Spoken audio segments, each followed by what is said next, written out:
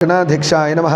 गुरुर्ब्रह्मा गुरुविष्णु गुरुदेवो महेश्वरः गुरुस्साक्षात् परब्रह्म तस्मै श्री गुरवे नमः। वक्रतुण्डं महाकायं सूर्यकोटिसमप्रभं निर्विघ्नं कुरु मे देव सर्वकार्येषु सर्वदा।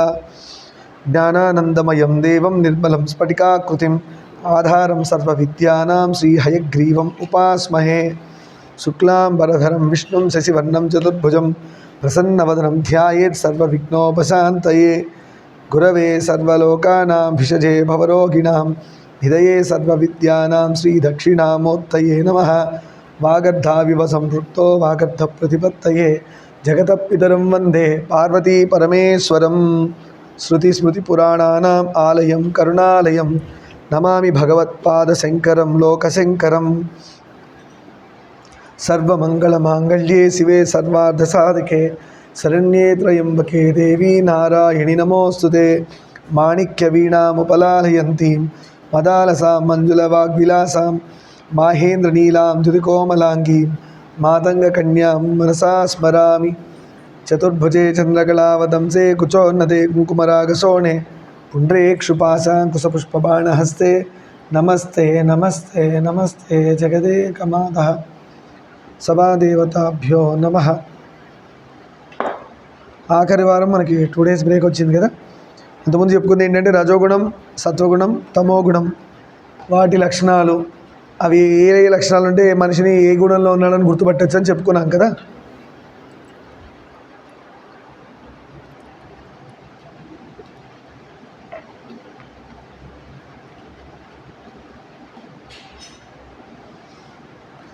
సత్వగుణాన్ని పక్కన పెడితే రజోగుణము, తమోగుణము ఒక్కొక్కప్పుడు మనకి దుఃఖాన్ని కలిగిస్తాయి.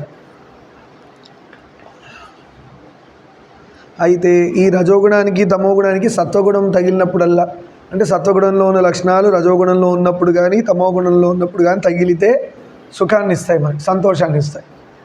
అదే రజోగుణం, తమోగుణం సత్వగుణం నుంచి విడిపోతే దుఃఖాన్ని కలిగిస్తాయి. అది ఎలాగో చూద్దాం.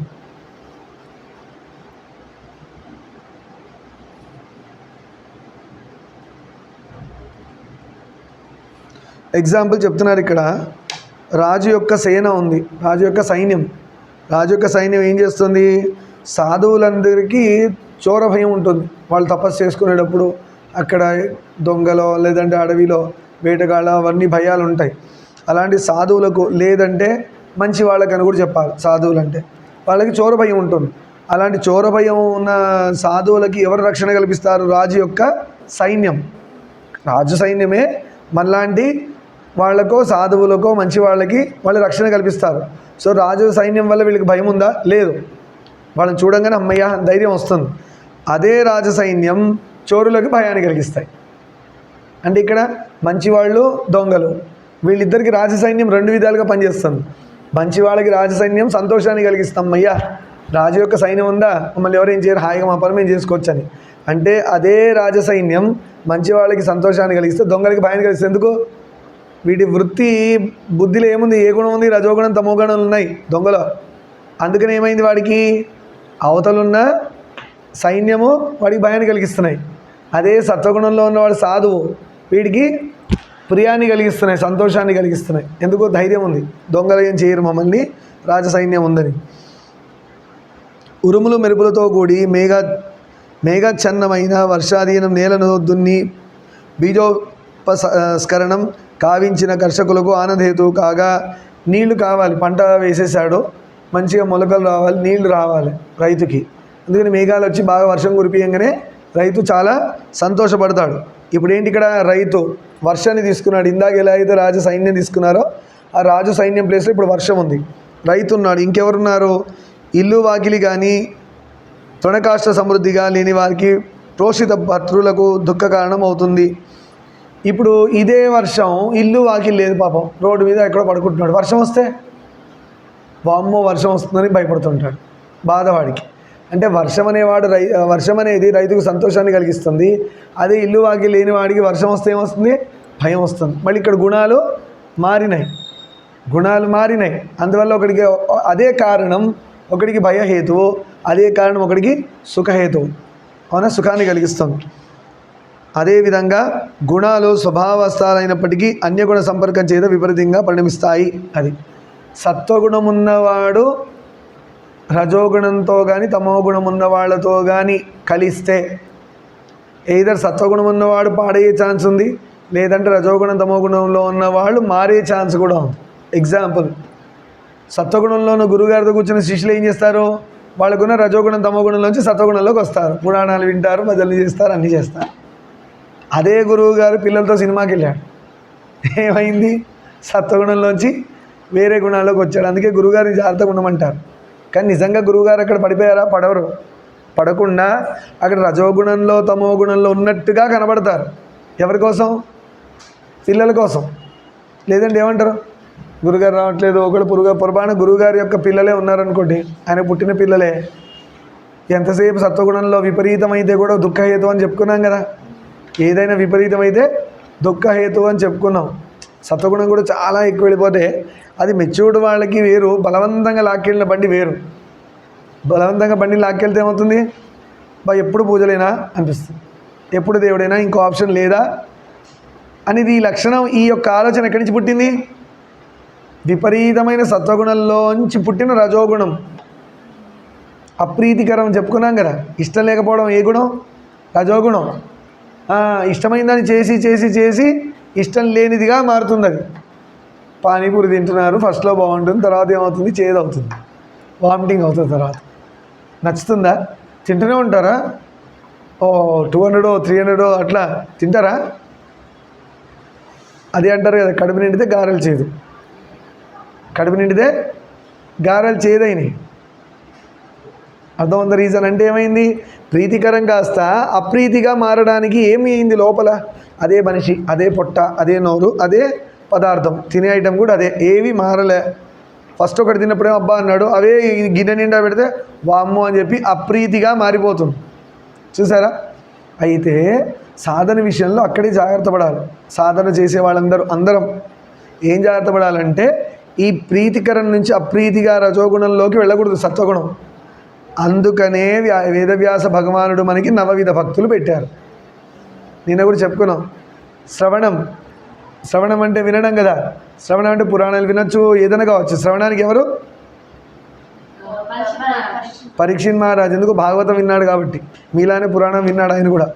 అలా విని విని విని పొరపాటున సత్వగుణంలోంచి రజోగుణంలోకి, అంటే ప్రీతికరంలోంచి అప్రీతికరంలో పోయే టైంకి ఎంబడి ఇంకో భక్తిలోకి వెళ్ళిపోవాలి మనం, లేదంటే పాడైపోతాం. సత్వగుణంలోంచి పడకూడదు మనం, అంతే కదా. కానీ రజోగుణం తమోగుణాలు మనం వదిలేసిపోవు, మనలోనే ఉంటాయి కదా. మరి ఎలా మారాలంటే ఎంబడే ఏం చేయాలి? శ్రవణం అవ్వగానే కీర్తనలోకి వెళ్ళాలి. అంటే పురాణాలు విని విని విని విని అయిపోయింది, కొంచెం సాచురేషన్ పాయింట్ వస్తున్నప్పుడు తెలుస్తుంది సిమ్టమ్స్. లేద్దామా, వెళ్దామా, నిద్ర, ఆవలింతలు, ఇవన్నీ ఏంటంటే మనకి అప్రీతికరంలోకి వచ్చినప్పుడు ఇలాంటి సిమ్టమ్స్ బయటపడుతుంటాయి. రజోగుణాలు తమోగుణాలే అవి. మీరు ఏం చేస్తారంటే, మనం రాసుకున్న సత్వగుణం రజోగుణం తమోగుణ లక్షణాలు బైహార్ట్ చేయాలి. మీరు మనుషులను చూస్తుంటే మనుషులు గుర్తురారు, గుణాలే గుర్తు వస్తుంటాయి. మరి వీడు ఆవలిస్తున్నాడా, వచ్చాడు వీడు రజోగుణం తమోగుణం, నిద్ర రెండిట్లో ఉంది. రజోగుణంలో నిద్ర ఉంది, తమోగుణంలో నిద్ర ఉంది. వీడు మెల్లగా రజోగుణంలోంచి తమోగుణంలో పోతున్నాడు. వీడితో నేను జాగ్రత్తగా ఉండాలి, వీడితో ఉంటే నేను కూడా నిద్రే పోతాను, నాకు కూడా వాడు అంటిస్తాడు. మన సృష్టిలో మొత్తం జరిగింది ఏంటంటే, మనుషులు ఒక్కడికి మాత్రం ప్రాబ్లం ఏంటంటే, వీడి గుణాలు వాడికి అంటిస్తాడు, వాడి గుణాలు వీడికి అంటిస్తాడు. ఇదే జరుగుతుంది. కానీ దీనిలో ఎవరి గుణాలు అంటితే శ్రేష్టమయ్యా అంటే, గురువుగారి గుణాలు అంటితే శ్రేష్టం. అందుకే గురువుగారి తోటే ఎందుకు పోమంటారు? గురువుగారు ఎప్పుడు సత్వమే, ఇంకా సత్వం పైనే ఉంటారు, విశుద్ధ సత్వం. కానీ కనబడడానికి ఎలా కనబడుతుంటారంటే, రజోగుణం తమోగుణంలో ఉన్నట్టుగా కనబడతారు. అంతేంది, అది గుర్తుపెట్టుకోండి. సరే, ఇందాకేం చెప్తున్నా, అలా శ్రవణం అయిపోగానే బోర్ కొడుతుంటే కీర్తనలోకి రావాలి. ఏదైనా 4 పాటలు పాడుకొని అందరి బంధువయ్య భద్రాచల రామయ్య, లేదంటే అలా చేసేసారు. ఏదో కొద్దిసేపు పాడారు, గొంతు రేపు వచ్చింది. లేదంటే పక్కన కూడా ఏమయ్యా పొద్దు నుంచి పాడుతూనే ఉన్నాం, మాకు బోర్ వస్తుంది, నీకు బోర్ రావట్లేదని. కీర్తనం, విష్ణు స్మరణం. సరే, ఇప్పుడు నోరు మూసుకోవాలి, ఎనర్జీ పోయింది కదా. హరే రామ రామ రామ హరే హరే, హరే కృష్ణ కృష్ణ కృష్ణ హరే హరే, లేదంటే నారాయణాయ నారాయణాయ నారాయణ, అలా స్మరణం. ఇది కూడా బోర్ వచ్చేస్తుంది, పొరపాటున బోర్లోకి వెళ్ళిపోతుంది. ఇది కూడా సత్వగుణం నుంచి రజోగుణంలో మారబోతుంది. వెంబడి గుర్తుపట్టాలి. అది గుర్తుపట్టాల్సిన బాధ్యత ఎవరిది? అందే. అందుకే అంటారు, ఎవరి జీవాన్ని వాడే ఉద్ధరించుకోవాలి అంటారు. జీవితాన్ని ఉద్ధరించుకోవడం కాదు, జీవాన్ని ఉద్ధరించాలి. జీవోద్ధరణ.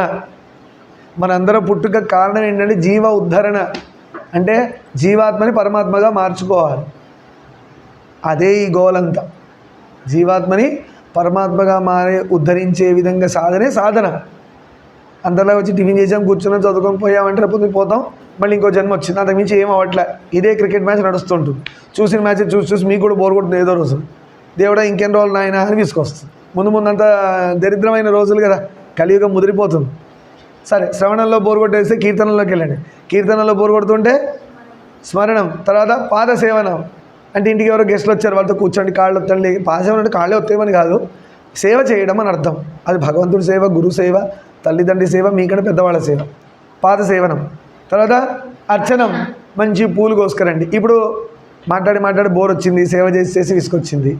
ఎమ్మడి ఏం చేస్తారు? అర్చనం. ఇంట్లో దేవుడు మూర్తి పెట్టుకొని ఆ పువ్వు పెట్టి, ఎంత బాగుందబ్బా వినాయకుడు, ఎంత బాగున్నాడు, పువ్వు పెడితే ఆయనకి బొట్టు పెడితే ఎంత బాగున్నాడు, ఆయన తొండానికి ఒక కలరు, ఆయన ఉన్న దంతాలకు ఒక కలరు, ఆయనకు మంచి డ్రెస్ కట్టడం, ఆయన మంచి నైవేద్యం పెట్టడం, అర్చనంలో ఉన్న లక్షణాలు.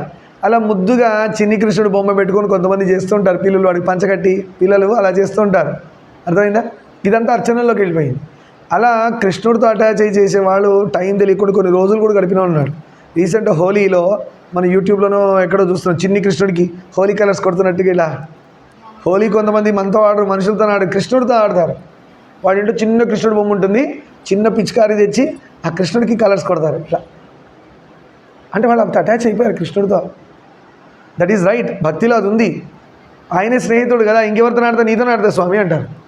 ఆయనే బాయ్ ఫ్రెండ్, అందుకే ఆయనతో ఆడతారు. ఆయనే హస్బెండ్ అంటారు, మీరాబాయి లాగా, ఆయనతోనే ఆడతారు. అర్థమైందా? శ్రవణం, కీర్తన, విష్ణు స్మరణం, పాదసేవనం, అర్చనం, వందనం. వందనం వచ్చేసరికి ఇప్పుడు దీనిలోంచి మూవ్ అయ్యారు, కొంచెం బోర్ కొట్టబోతుంది చేసి వందనంలోకి వెళ్ళిపోవాలంటే దండాలు పెట్టడం. పెద్దవాళ్ళు కనబడితే, ఇలా గొప్పవాళ్ళు కనబడితే దండాలు పెట్టడం. తర్వాత దాస్యం అంటే ఏంటి? హనుమంతుల వారు ఎలా అయితే రాముల వారికి సేవ చేశారో ఆ విధంగా మోవడం దాస్యం. అది కూడా బోర్ కొడుతుంది అనుకోండి. నెక్స్ట్ సఖ్యం, సఖుడుగా పెట్టుకోవాలి. ఎవరిని పెట్టుకుంటారు? వెంకటేశ్వర స్వామినో శివుడినో నా ప్రియమిత్రుడుగా పెట్టుకుంటారు. ఆత్మనివేదనం అయిపోయింది, ఫైనల్ కన్క్లూజన్. నన్ను నేను స్వామికి ఇచ్చేసుకున్నా. ఆత్మనివేదనం అంటే వేదవ్యాసుల వారు ముందు కలియుగంలో వచ్చే ప్రాబ్లమ్స్, మనిషి యొక్క బుద్ధి, వాడి మెమరీ, వాడి చుట్టూ ఉన్న గుణాలు, అవగుణాలతో ఉన్న ఫ్రెండ్స్, ఇవన్నీ గుర్తుపెట్టుకొని మనుషులు ఫ్రెండ్స్ ఎందుకనాలి, వాడి చుట్టూ ఉన్న అవగుణాలతో ఉన్న మనుషులు, ఇవన్నీ వాడు అంటించుకొని ఎక్కడ పాడవుతాడని అప్పుడే చేసి పెట్టారు వేదవ్యాసుల వారు, శంకరాచార్య స్వామి వారు. అందుకే మనం అవి పట్టుకొని పోవాలి. సరే, ఎందుకు చెప్పుకుంటాం ఇవన్నీ? నవయుధ భక్తులు సత్వగుణంలో ఉండడానికి ప్రయత్నం చేస్తున్నాం. మళ్ళీ తిప్పాలి. ఒకరోజు అభిషేకం చేయాలి, ఒకరోజు వ్రతం పెట్టుకోవాలి. మన ధర్మంలో అదే గ్రేట్నెస్. ఇంట్లో ఒకసారి వ్రతం చేస్తుంటారు, అభిషేకాలు చేస్తారు. ఎందుకంటే దేవుడి నుంచి దూరం పోవద్దని. అయ్యప్ప స్వామి దీక్ష చేస్తారు 41 రోజులు సాధన అంటాడు, అది కూడా మంచిదే. సుందరకాండ పారాయణం అంటాడు, మంచిదే. హనుమాన్ చాలీస పారాయణం అంటాడు, మంచిదే. విష్ణు సహస్రనామం చదువుతాడు, శివసహస్రనామం చదువుతాడు, కొద్దిసేపు రామకోట రాస్తాడు, కొద్దిసేపు భజన చేస్తాడు, కొద్దిసేపు టీవీలో దేవుడి కథలు చూస్తాడు. అన్నీ సత్వగుణాలే. మన మైండ్ని దీనిలో తిప్పగలిగిన వాడు గ్రేట్. కానీ చేయలేము. చెప్పడానికి వినడానికి ఎంత బాగుందో అంత కష్టం. అది మనకి రజోగుణ తమో గుణాలు ఎక్కువ ఇష్టం. ఎందుకంటే ఎన్నో జన్మల నుంచి మన ఆత్మ ఏదైతే ఉందో దానికి అలవాటు పడిపోయింది. దేనికి అలవాటు పడిపోయింది? రజోగుణాలు, తమో గుణాలు. అవే బాగా నచ్చుతాయి. యూట్యూబ్లో హరే రామ అని ఎవడో చెప్తున్నాడు, ఇట్లా దోసేస్తాం పైకి. అదేదే పాపి ఏదో పాట పాడతారు కదా, దిక్కుమాలిన పాట ఏదో ఉందో ఒకటి, అది అన్నిటికీ పెట్టారు. అది పక్షులకు పెడతారు, అదే కుక్కలు పెడతారు, అదే మనుషులు పెడతాడు. అయితే దాని మాత్రం అలా చూస్తూ ఉంటాం. ఆ సౌండ్ ఎలా అలవాటు అయిపోయిందంటే అలారంలా తయారైంది. పొద్దున కౌసల్య సుప్రజ రామ అలాగా అదే పాపియే ఆ పాపియే విని మనం పాప అయిపోతున్నాం. వాళ్ళు చెప్తున్నారు ఒరే పాపి అని చెప్తున్నారు. అవును నేను పాపి అని వింటున్నాను. అవసరమా మనకి? అంటే మనకి దరిద్రం ఎలా ఉందంటే చుట్టూ కలియుగంలో ధర్మము వీక్గా కనబడుతుంది, కానీ వీక్ కాదు, చాలా స్ట్రాంగ్ ఉంటుంది. అధర్మం స్ట్రాంగ్గా కనబడుతుంది, కానీ అది వీక్, అది నిలబడదు. కానీ మనం చూడండి అదే కదా, అటువైపు పోతున్నాం, ఎక్కువ పాపి దగ్గరికే పోతున్నాం. పాపి అనుకుంటు కదా, అలా పోకండి. సరే, మళ్ళీ వచ్చేద్దాం. ఎందుకు వస్తుంది డిఫరెన్స్? అవన్నీ రజోగుణానికి సంబంధించినవి. మీరు ఎంత పురాణం వినంగా ఫోన్ పక్కన ఇయ్యంగానే ఈ పురాణం చడిపోగానే పాపి స్టార్ట్ అవుతుంది.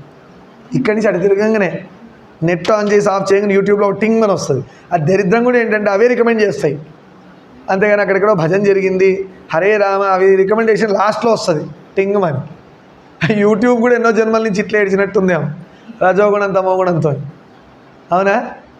అంటే దీన్ని బట్టి ఎక్కడుంది చూడండి. మనం బ్యాలెన్స్ చేసుకోవాలి, మన మనసుని బ్యాలెన్స్ చేయాలి, మన బుద్ధిని బ్యాలెన్స్ చేయాలి, బుద్ధితో పాటు నడిచే గుణాలను బ్యాలెన్స్ చేసుకోవాలి. నువ్వు ఏ దానిలో ఉంటున్నావో అది నువ్వు అవుతున్నావు. నువ్వు రజోగుణం లేకుండా ఉంటే అలాంటి వాడివై పాడైపోతావు. నువ్వు తమో గుణం లేకుంటే అలాంటి వాడివై పాడైపోతావు. సత్వగుణంలో ఉంటే పైకి వెళ్తావు. పైపోవడం కాదు, సాధనలో ముందుకెళ్తాం. అదైనా నిద్ర రాకుండా చూసుకోండి. నిర్మలత్వం ప్రశాంతత కూడా సత్వలక్షణమే.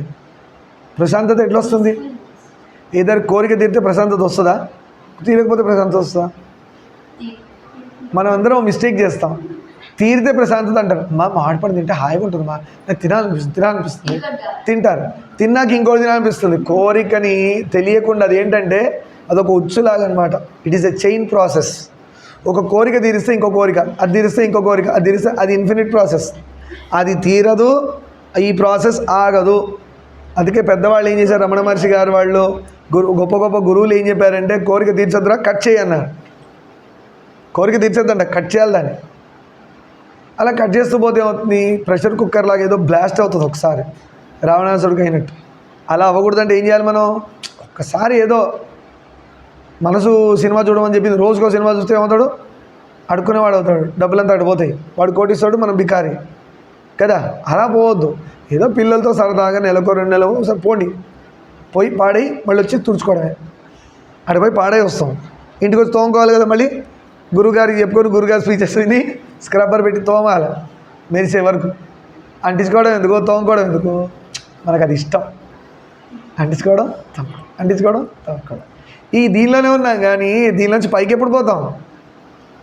పైకంటే సాధనలో ముందుకి. అది ఆలోచన చేయండి. ఇంకొకటి, మనం అందరం ఈ మాత్రం డిస్కషన్ చేస్తున్నాం. పాపం ఈ మాత్రం డిస్కషన్ వినని వాళ్ళు ఎంతమంది పిల్లలు తిరుగుతున్నారు బయట? ఎంతమంది పెద్దవాళ్ళు ఉన్నారు? యూట్యూబ్లో వేసినా కూడా ఎంతమంది చూడగలుగుతున్నారు? ఎంతమంది ఈ టాపిక్ని శ్రద్ధగా పెట్టుకొని నా జీవితం పండించుకోవాలి అంటే సాధన మార్గంలో అని ఆలోచించి పెట్టుకొని వింటున్నారు? అమ్మో పురాణమా, మళ్ళీ పాపి అటే పోతుంది బుద్ధి కదా.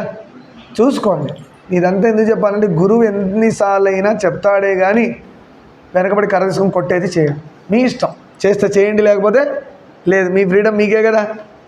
బలవంతంగా ఏమైనా చేస్తారు ఎవరైనా? గురువుగారు చెప్తారు, మళ్ళీ చెప్తారు, 100 టైం అయినా చెప్తారు.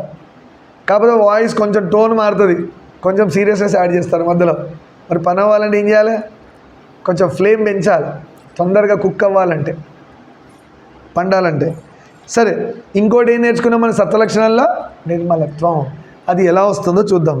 ఇంద్రియాలు ఉన్నాయి మనకి. జ్ఞానేంద్రియాలు, కర్మేంద్రియాలు చెప్పుకున్నాం కదా. మనసు, బుద్ధి అవన్నీ వేరు. కన్ను, ముక్కు, చెవు ఇవన్నీ జ్ఞానేంద్రియాలు, కర్మేంద్రియాలు కదా, 2 ఉన్నాయి. ఈ 10 ఉన్నాయి. ఈ 10ని పట్టుకొని మనసు ఆడిస్తుంది మనల్ని. ఇది మనందరికీ అర్థమైపోయింది. మనసుకి ఇవన్నీ అసిస్టెంట్స్, ఆ మనసుకి మనం అసిస్టెంట్. ఇంకా దరిద్రంగా మనకు అసిస్టెంట్ మనసు ఉండాలా, మనసుకు అసిస్టెంట్ మనమై ఉండాలా? ఉల్టా అయింది ప్రాసెస్. అందుకే పాడైపోతున్నాం. మనసు ఏం చేస్తుంది? పొద్దులేచి ఏం సుప్రభాతం పెడతావు, హాయి పడుకో, చల్లగా గాలి వస్తుంది. నిద్ర మానుకొని లేచి సుప్రభాతం పెట్టుకొని కౌసల్య సుప్రజా రామ పూర్వ సంధ్యా ప్రవర్తతే అని వెంకటేశ్వర స్వామి దండం పెడతాడా? తలుపులు తీసుకొని అని పడుకుంటాడు. ఆయన వెయిట్ చేస్తుంటాడు, వీడు ఎప్పుడు లేవాలా, నన్ను ఎప్పుడు లేపాలా, నాకు ఎప్పుడు స్నానం చేయించాలా, నా బట్టలు ఎప్పుడు మార్చను, నాకు తిండి ఎప్పుడు పెట్టాలని వెయిట్ చేస్తుంటాడు ఇంట్లో. మళ్ళీ ఈయనకి అయ్యగారికి కరెక్ట్ బండి కొనాలంటే లోన్ రావాలా, ఇల్లు కొనాలంటే టైంకి అది రావాలా. నువ్వు జీవితంలో ఏం టైంకి చేసి వచ్చావు? నువ్వు జీవితంలో ఏమైనా టైంకి చేసి వచ్చావు? అసలు సుప్రభాతం టైంకి చేయలే, సంధ్యావందనం టైంకి చేయలే, ఏది టైంకి చేయలే. మళ్ళీ నీకు మాత్రం టైంకి మాత్రం లోను, భార్య, పిల్లలు అన్నీ టైంకి వచ్చేయాలి చేతిలో మాత్రం. ఇదంత అన్యాయంగా అడుగుతున్నాను దేవుణ్ణి. ఆయన కూడా ఆయన ఎంత గొప్పవాడు అంటే మనం ఏవి టైంకి చేయకపోయినా ఆయన టైంకి అన్నీ చేస్తాడు. టైంకి ఆకలి ఇస్తున్నాడు, తింటున్నాం. టైంకి బయటికి పంపించేస్తున్నాడు దాన్ని. టైంకి నిద్ర ఇస్తున్నాడు, టైంకి లేపకుండా చూస్తున్నాడు పాపం. మనం లేవట్లే. ఆయన ఆయన ఇండికేషన్ ఇస్తున్నాడు, బయట పక్షులు అరుస్తున్నాయి, ఎండ వస్తుంది, కుక్కలు అరుస్తున్నాయి, అన్నీ అరుస్తున్నాయి. ఈ సోమరిపోతు మాత్రం అలా ఉంటాడు. పోయి మనకెందుకు, వాడికి ఏం పని లేదు, లేచి అరుస్తుంటాయి కొమ్మల మీద కూర్చొని. నాకు పెద్ద ఇల్లు ఇచ్చాడు, ఆయనే ఇచ్చాడు కదా, ఇంకా ఇంకా దబాయిస్తాడు దీనిలో. ఆయన ఇచ్చింది కదా అంటాడు. ఆయన ఇచ్చిన ఇంట్లో నిద్రపోయి పాడవమని చెప్పాడా? ఇట్లా మాత్రం బుద్ధి పనిచేస్తుంది. దేవుడిచ్చిన ఇల్లే కదా, పడుకుంటా. దేవుడిచ్చిన ఏసీ కదా, చల్లగా వేసుకొని పడుకుంటా. ఇలా నా వాదించేది. ఆయన ఇచ్చింది ఎందుకు?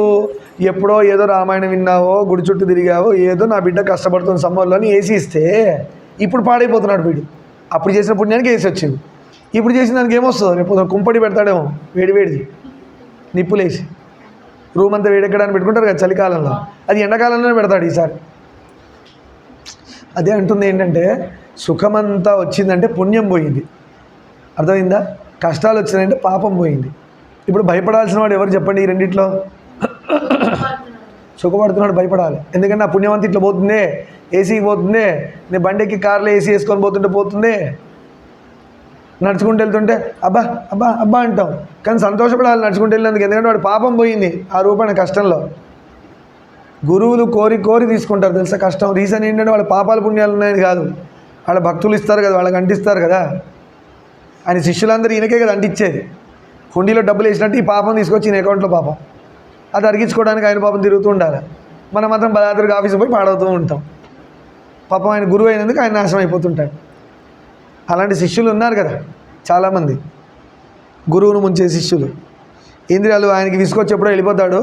వెళ్ళిపోయినప్పుడు తల గోడకేసి కొట్టుకొని 2 ముక్కలైనా మళ్ళీ గురువుగారు ఎప్పటికి వస్తాడో చెప్పడానికి. సరే కూర్చోండమ్మా. సరే ఇంద్రియాలు, సరే ఇప్పుడు మనం అనుకున్నాం సత్వగుణంలో ఉండడానికి మనసు ఇబ్బంది పెడుతుంది. మరి దాన్ని ఎలా బ్యాలెన్స్ చేయాలంటే ఇంద్రియాలని కంట్రోల్లో పెట్టుకోవాలి. ఎలా పెట్టుకోవాలి? పని చెయ్యండి కానీ దానికి అటాచ్ అవ్వద్దు అంటున్నారు. శ్రీకృష్ణ భగవాన్ కూడా భగవద్గీత అదే చెప్పాడు. రిజల్ట్ వదిలేయి, పని చెయ్యి, రిజల్ట్ నా మీద వదిలేసి. అంటే పిచ్చి పనులు చేసి రిజల్ట్ వదిలేస్తా అంటే వేసి ఒకటేస్తాడు. ఆయన అలా చెప్పలే. ధర్మమైన పనులు చేయి, రిజల్ట్ నువ్వు పట్టించుకోకు. పొరపాటున ధర్మమైన పనులు చేసేప్పుడు నీకు కష్టమే వచ్చింది, ఆయన చూసుకుంటాడు, నీకెందుకు నొప్పి? ఆయన చెప్పాడు కదా భగవద్గీతలో క్లియర్గా. సరే, మనసు నిర్మలంగా ఎప్పుడు ఉంటుందంటే మీ యొక్క ఇంద్రియాలని చాలా లైట్గా డీల్ చేయాలి. అంటే ఉద్రేకతతో పోయి పానీపూరి తినాలి అర్జెంటుగా ఇంట్లో గొడవ పెట్టేసుకొని పోయి, స్వీట్ తినాలని చెప్పి గోల చేసేసి పోయి, ఫ్రెండ్కి ఏదో గిఫ్ట్ కొనాలని చెప్పి తిట్లు తిని అది తిని ఏదో చేసి అట్లా పోకల్లా ప్రశాంతంగా డీల్ చేయండి. ఎస్, నాకు ఆ పని ఇంపార్టెంట్. ఎందుకు చచ్చిపోయేటట్టుగా తొందర పోవడం, బీపీ రేజ్ అయిపోయి ఏవేవో రేజ్ అయిపోయి అవసరమా? నేను తీసుకోవాలి ప్రశాంతంగా, నిర్మలంగా స్థిరంగా. ఎక్కువ మనసు నిర్మలంగా పెట్టుకోవాలంటే ఈ గుణాలన్నిటివి ఏవైతే ఇంద్రియాలు అవన్నీ ఉన్నాయో మనల్ని ఆడిస్తున్నాయో వాటిని అవి ఎందుకు తొందర ఆగు, అట్లా అని స్లో పోవద్దు, వెనకడు గుర్తిస్తాడు. మరీ స్లో ఉండకుండా మరీ ఫాస్ట్ పోకుండా మీ బుద్ధిని వాడి వాటిని తొక్కుతూ ఉండాలి.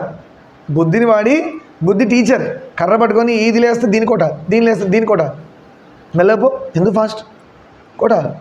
ఆ బుద్ధి మీరు అని పెట్టుకొని ఆ బుద్ధిలో ఏం చేయాలి? మన ధర్మాన్ని స్టోర్ చేసుకొని ఆ ధర్మం చెప్పినట్టుగా నడుచుకోవాలి. బొట్టు పెట్టుకోమని చెప్పాము, మనసు ఏమంటుంది? ఎందుకు అన్నం నోటితో తినాలంటే ఎందుకు అనమను అంటే అప్పుడు చస్తాడు కాబట్టి అనదు. ముక్కులోంచి పెట్టుకుంటాం, ఇంకెక్కడైనా పెట్టుకుంటామా? పెట్టగలం, వెళ్తుందా? అక్కడ ఎందుకు అందు, ఇక్కడ మాత్రం ఎందుకు? పనికిరాని క్వశ్చన్లన్నీ వస్తాయి. అలాంటి మనసుని మనం రిపేర్ చేయాలి. పానా పట్టుకొని టైట్ చేయాలి. టైట్ చేసి ఏం చెప్పాలి? నోర్మోయి బొట్టు పెట్టుకోమని ధర్మం చెప్పింది, గురువుగారు చెప్పిందే ధర్మం, అది నా బుద్ధిలో ఫీడ్ అయింది. బొట్టు లేకపోతే కలి అక్కడే ఉంటాడు, శని అక్కడే ఉంటాడు, అంతా దరిద్రం అక్కడే ఉంటుంది. బొట్టు పెట్టుకున్న వాళ్ళని చూస్తే అవతలోకి కలిసి వస్తుంది తెలుసా. కొంతమంది అంటారు, గురుగారు మీ చేయి నాకు చాలా లక్కీ అండి, మీరేమో చేసిస్తే మాకు కలిసి వస్తుందండి అని అంటారు. ఎందుకు అయ్యారు? ఆయన మంగళంగా ఉంటాడు, ఎప్పుడు గురువు శుభంగా ఉంటాడు. అందుకని ఎగ్జామ్కి వెళ్ళేటప్పుడు వచ్చి కలిసిపోవడం, అలా సెంటిమెంట్లు ఎందుకు తయారవుతాయి? మా గురుగారి దగ్గరికి వెళ్తే ఆయన ఏదో పురాణం పట్టుకున్నాడో, ఏదో దేవుడు పట్టుకున్నాడో, గురువుని పట్టుకున్నాడో, ఆయన లైఫ్ హిస్టరీ అంతా అలానే వెళ్తుంది. సో సత్వం, అక్కడికి వెళ్తే అంతా ప్లస్, నో మైనస్. అలా మీ ఇంద్రియాలను ఏం చేయాలి? మెల్లగా డీల్ చేయాలి. ఎక్కువ అటాచ్ చేయకండి. నా డియరెస్ట్ ఫ్రెండ్ చాలు, డియరెస్ట్ డీప్ వెళ్ళక్కర్లా, చచ్చేదంతా అర్థమైందా? ఏం చేస్తుంది? ముంచిపోతుంది. ఆవిడనే ముంచుతుంది. డియరెస్ట్ పెట్టుకుంటే హెల్ప్ చేయండి, క్షమించండి, సత్వగుణంలో లక్షణాలన్నీ పెట్టుకోండి అందరితోని, కానీ జిడ్డులాగా అతికించుకోకండి అని చెప్తున్నారు. దేన్ని కూడా జిడ్డుగా అతికించుకోవద్దు. డీపెస్ట్ అటాచ్మెంట్ పెట్టుకోకూడదు. పెట్టుకుంటే ఏమవుతుంది? హ్యాండ్ ఇస్తారు. ఇప్పుడు నేను అన్నాను మా స్టూడెంట్స్ 10/10 రావాలని చెప్పి రోజు అనుకుంటా. అది నాకుండి నేను అలా అటాచ్మెంట్ పెట్టుకుని అనుకో, రేపు రాలేదనుకోండి ఏమనుకున్నా, నేను ఫీల్ అయిపోతుంటా. అయ్యో ఐ ఎక్స్పెక్టెడ్ బట్ నాట్ అని ఫీల్ అవుతూ ఉంటా జీవితాంతం. నేను అనుకుంటే వస్తుందా, నేను అనుకుంటే నేను రాస్తే వస్తుంది, వాళ్ళకు ఉండాలి కదా. అంటే నాకు కూడా చెప్పుకుంటా, నేను కూడా అంత డీపెస్ట్ పెట్టుకోకూడదు. వాళ్ళు పాపం ఏది వీలైతే చదువుతారు, ఎంత ఇష్టమైతే అంత చదువుతారు, ఎంత రావాలో అంతే వస్తాయి. నేను తలెందుకు పాల్గొట్టుకోవాలి? పేరెంట్స్ కూడా చెప్తున్నా ఈ విషయం, నాకు కూడా కాదు, పేరెంట్స్ కూడా ఎందుకు తల పాల్గొట్టుకోవాలా? సరే, ఇలాగా మనసుని జాగ్రత్తగా డీల్ చేసిన వాళ్ళకి రజోగుణం తమోగుణం వాడి దగ్గరికి రావు. ఎలా డీల్ చేసిన వాడిని? మనసుని ఇంద్రియాల విని బుద్ధితో కంట్రోల్ చేయాలి. టీచర్ లాగా అతిగా వెళ్ళి పని చేస్తుంటే నోర్మై అంత అవసరం లేదు. ఎప్పుడు చూడలేదా? ఎప్పుడు తినలేదా? ఎప్పుడు పీల్చలేదా స్మెల్? ఎప్పుడు స్పర్శ టచ్ తెలియదా నీకు? అంతకుముందు కూడా తిన్నావుగా, టచ్ చేసావుగా, అంతకుముందు వాసన చూసావుగా. ఏదో కొత్తగా ఇప్పుడే ఎర్రబస్ దిగి వచ్చిన వాళ్ళలాగా పరిగెత్తడం ఎందుకు అని కంట్రోల్ చేయాలి.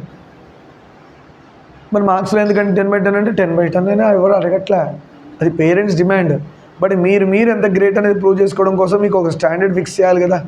నేనంటే ఇగో ఈ గ్రేడ్లో ఉంటానండి, ఈ గ్రేడ్లో ఉంటానండి అని చెప్పొద్దు.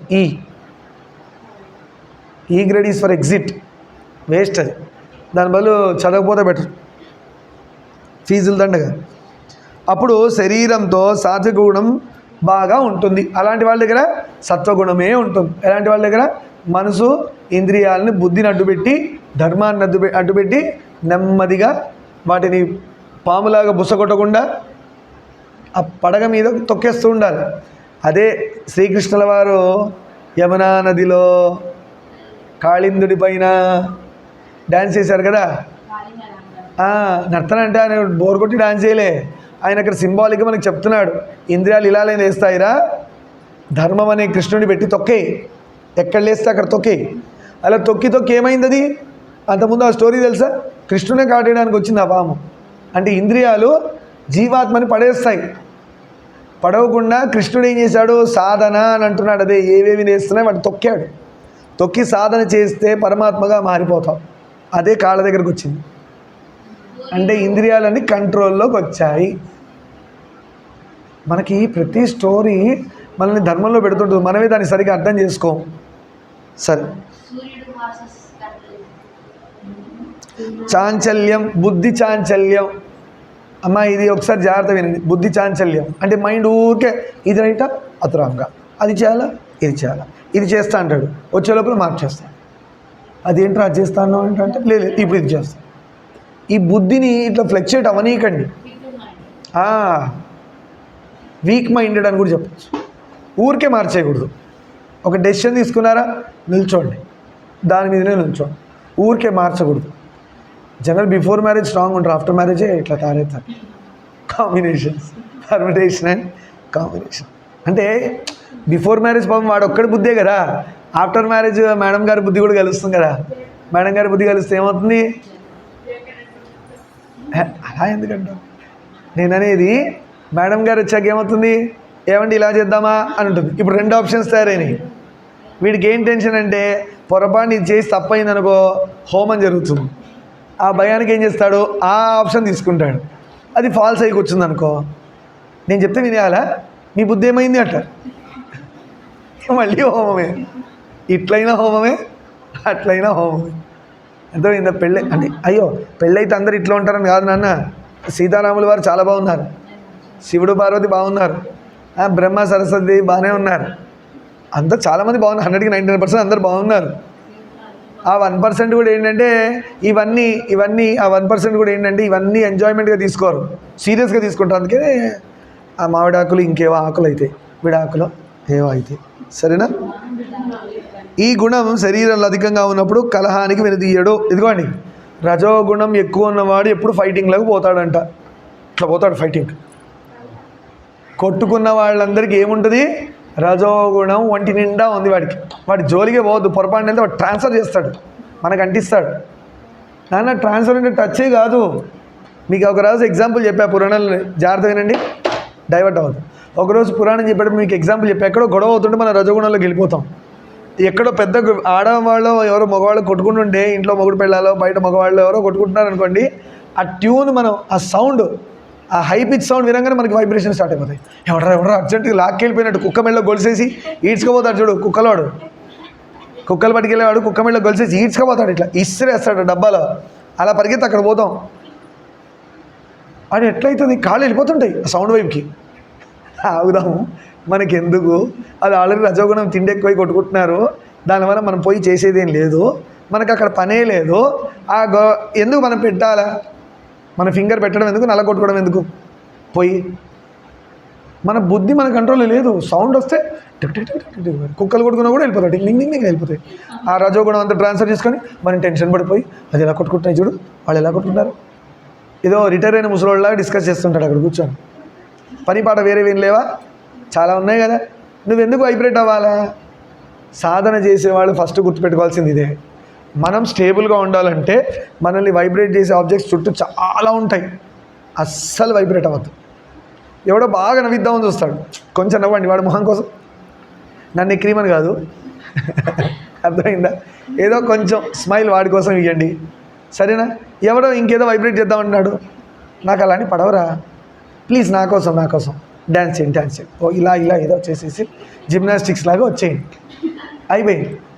అంతేగాని నిజంగా డ్యాన్స్ చేస్తే రజోగుణం తమోగుణాలు ఎక్కువయ్యి రాత్రి పడుకోడు బెడ్లో, తక్క తిమ్మే ఉంటుంది రాత్రి.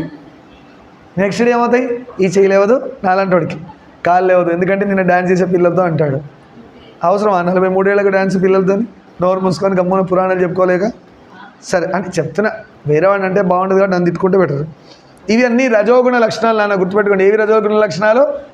గొడవలకు పోవడం, బాగా ఇష్టం వాడికి గొడవలకు వెళ్ళడం, వీడు కూడా పోతాడు ఇంకో కొట్టడానికి. అందుకే సింపుల్, ఆ గొడవలో వెళ్ళిన వాళ్ళ మొహం ఎర్రగా ఉంటుంది చూసారా, కందగడ్డలాగా. రజోగుణం, రజస్సు అంటే రెడ్ కలర్, రజోగుణం అంటే రెడ్ కలర్ కదా, క్లియర్ కనబడుతుంది, ఫుల్ బాడీ టోటలీ రజోగుణం అని చూపిస్తున్నాడు సింబాలిక్గా. అంటే అది హీట్ అయిన టెంపరేచరు, రెడ్ బల్బు, మనం దాని జోలికి పోకూడదు, ఇది డేంజర్ సైన్. ఆడి బల్బు రెడ్ అయిపోయింది, మనం పోకూడదు వాడి దగ్గరికి. వాడు వాడిని కొడతాడు, మనల్ని కొడతాడు, మధ్యలో పోతే ఎందుకు వచ్చింది గొడవ. వీడు కూడా స్టార్ట్ చేస్తాడు, నన్ను కొడతావా, నన్ను తిడతావా అని స్టార్ట్. నేను మంచి చెప్పడానికి పోతే కొట్టాడండి నన్ను, అంటే నీ మంచిగా అయింది, నువ్వు ఎందుకు పోయావు అసలు, ఫస్ట్ నీ శాస్తి బాగా జరిగింది, ఇంకా నేనైతే ఇంకా 4 కొట్టమంట. పని లేనివాడు మధ్యలో వస్తే కొట్టుకునే వాళ్ళు ఇద్దరు కలిసి వీడిని కొట్టాలి, వీడిని పంపించే తర్వాత వాళ్ళు కొట్టుకోవాలి, నీకేం పని లేదా అని. ఈ గుణం శరీరంలో అధికంగా ఉన్నప్పుడు చూడండి, ఏ గుణం, రజోగుణం ఎక్కువ ఉంటే కుస్తీ పోటీలకు వెళ్తాడు, దేశాలు తిరగాలనుకుంటారు, ఇది కూడా ఒక లక్షణం ఉందంట. రజోగుణం ఉన్నవాడు దేశాటనలు బాగా తిరుగుతారు. ఐ లైక్ గోయింగ్, ఏమంటారు కదా, I like going for tours, travelling is my hobby, is also రజోగుణం. Travelling is also my hobby, is also రజోగుణం. మనం అదే అంటారు, ఎక్కువ మాట్లాడితే డేంజర్ రా అని చెప్పారు గురువుగారు. ఏ గురువు అయినా అదే చెప్తారు, నువ్వు ఎక్కువ మాట్లాడావా నువ్వేందో అవుతాడు తెలిసిపోతుంది, వీడు సత్వమా రజమా తమోగుణమా అని అలాంటి వాడు పసిగడుతూ ఉంటాడు. చేసి ఏం చేస్తాడు, ఒరే ఇదేదో డేంజరస్, రెడ్ బల్బో బ్లాక్ బల్బో తెలియదు కానీ మనకి వద్దు, మనమైతే వైట్ బల్బులానే ఉండిపోదాం అనుకొని వాళ్ళని అవాయిడ్ చేస్తారు. సింపుల్గా ఏం చెప్తారు, సార్ నేను రావాలనుకుంటున్నాను, లేదమ్మా ఇవాళ నాకు అర్జెంట్ అపాయింట్మెంట్ ఉంది హాస్పిటల్లో అంటాడు, అని సినిమాకి పోతాడు. సార్ తప్పించుకోవాలంటే ఏం చేస్తాడు, ఈ దరిద్రం కంటే సినిమా దరిద్రం బెటర్, ఇదన్నీ అది బెటర్ కదా. అది ఇందాక కూడా ఎక్కడో యూట్యూబ్లో ఒక షార్ట్ చూసా, షార్ట్స్ ఏదో కొడతారు కదా షార్ట్స్, అవి చూసా. దానిలో ఏమంటున్నాడంటే, మనిషి ప్రశాంతంగా ఉండాలంటే 2 లక్షణాలు ఉన్నాయి. ఒకటి, నీ కష్టాలు ఎవరికి చెప్పకు, ఇంకోటి ఎవరి కష్టాలు ఏలిపెట్టకు. భలే చెప్పాడు, నీ కష్టాలు ఎవరికి చెప్పకు, ఇంకోటి కష్టాల్లో ఏలిపెట్టకు. ఇదే రజోగుణం తమోగుణం అంటించుకోవడం అంటే. ఆయన అలా చెప్పకుండా అర్థమయ్యే భాషలో ఇలా చెప్పాడు. మన సాధనలో డెప్త్కి వెళ్ళిపోయాం కాబట్టి మనం ఇంకా డెప్త్లో చెప్పుకుంటున్నాం ఏ లక్షణాల వల్ల మనిషి అలా తయారవుతాడని. అయితే ఇది గురువుకి మినహాయింపు, మామూలు మనుషుల విషయంలోనే ఇది. గురువు దగ్గర కష్టాలతోనే వస్తారు కదా పాపం, ఆయన కూడా నేను ఎవరి దానిలో వేలు పెట్టద్దో, నా కష్టాలు ఎవరు చెప్పొద్దు అంటే దిక్కేది గురువే అలా అనుకుంటే ఇక దిక్కేది దేవుడికి గురువుకి ఇది మినహాయింపు రాదు, మిగతా వాళ్ళందరికీ వర్తిస్తుంది. ఇంకోళ్ళ దానిలో వేలు పెట్టి కూడా నేను ఫ్యూజ్ కాలింది, నాకు కూడా బాగా కాలింది, కొత్త ఫ్యూజ్ వేసుకున్నాం. మా గురుగారు ఎప్పుడో చెప్పారు, వినలేదు కదా.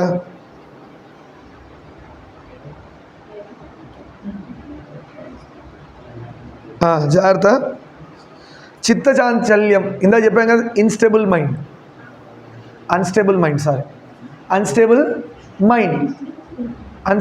ఎందుకయింది అన్స్టేబుల్ మైండ్? రజోగుణం తమోగుణం ఏవేవో అంటించుకున్నాడు. మనం అందరం యూట్యూబ్ ఫోన్లో ఎవరెవరికి ఉందో అందరూ రజోగుణం తమోగుణమే. యూట్యూబ్ ఎంతమంది ఫోన్లో ఉంటే అందరూ.